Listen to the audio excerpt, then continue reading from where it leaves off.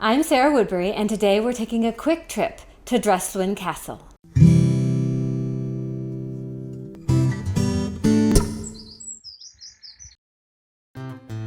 Dryslwyn was located in the Brecon Beacons, not far from Dunnever, in the former kingdom of Deheubarth. Alright, view of Dryslwyn Castle. There's a market tool, and then there was literally a quota. Every household had to send a representative. I'm standing here below the castle of Dryslwyn. This castle is a typical Welsh castle. It sits on the top of a hill, as you can see, with a spectacular view of the surrounding countryside. It's different in that from the castles in the lowlands that the Normans built. Its purpose was less to control the populace than to be a center and to guard the trade routes throughout this region of Wales. This castle is really a tale of three Rhyses, three native Welsh princes. The first is Lord Rhys, who died in 1197 and controlled all of Deheubarth for decades. He started the first castle here that we know of, whether in stone or wood is not clear. The second Rhys, Rhys Grigg, was Lord Rhys's grandson, and he began what we know to be the stoneworks here, starting in the beginning of the 13th century, the early 1200s. The third Rhys had a long history of conflict with Llywelyn ap Griffith during the 13th century, and in fact supported Edward in the final Welsh War of 1282. After Llywelyn's death, Rhys was awarded this region for his own. However, and ironically, by 1287, he had come to the idea that serving Norman masters was not all that it had been cracked up to be, and he rebelled.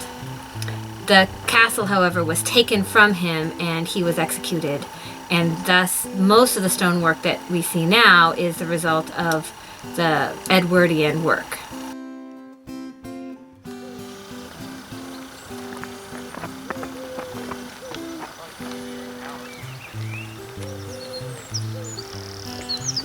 We're looking here at the ground plan for Dryslwyn Castle, which was built in 3 stages with 3 wards across this hilltop here after the conquest of Wales by the Normans.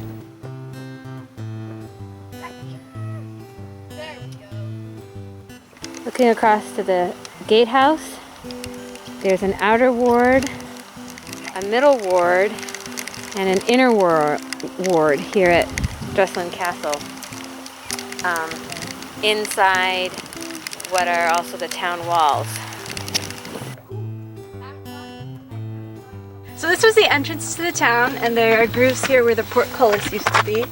And there was a town here that was founded by the Welsh, but under the English it expanded and it was a sort of walled hilltop town, which was probably they filled it with English people they imported to help subjugate the populace after the conquest. And so these market towns were sort of English boroughs transplanted into Wales, sort of over the top of the Welsh economy, which functioned very differently than the English market-based economy. And I don't know about here, but in Gwynedd there were quotas for households that had to go to the market and pay a certain number of market tolls every week or month or year. This was sort of a method Edward I used to extract as much money as possible from the Welsh people, and also to sort of tamp down resistance, because he had to keep track of who was going where and what they were doing and all that kind of stuff. And so the market towns were sort of a mechanism to help it happen.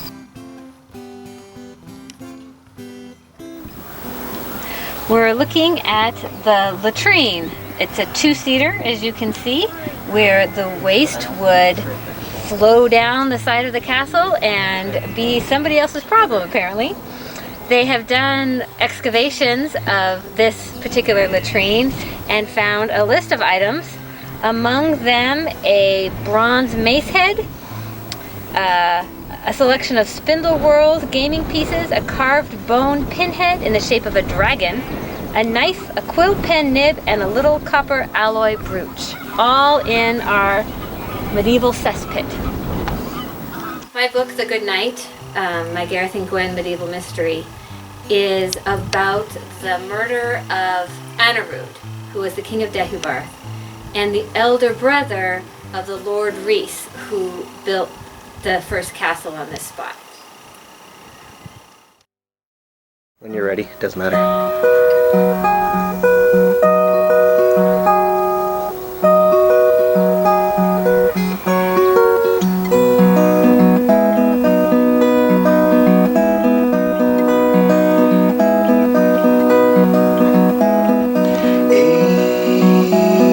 April, come she will, when streams are ripe and swelled with rain. May she will stay, resting in my arms again.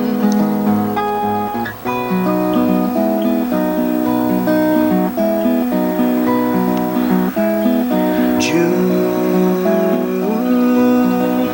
she'll change her tune, on restless walk she'll prowl the night. July, she will fly, and give no warning to her flight.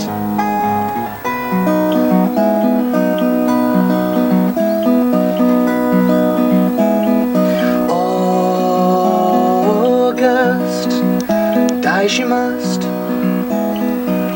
The autumn winds blow chilly and cold. September I'll remember. A love once new has now grown old.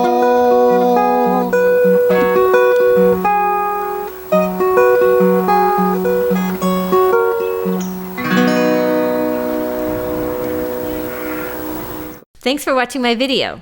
You can click on the playlist or subscribe to my channel to see more. There'll be a new video next week.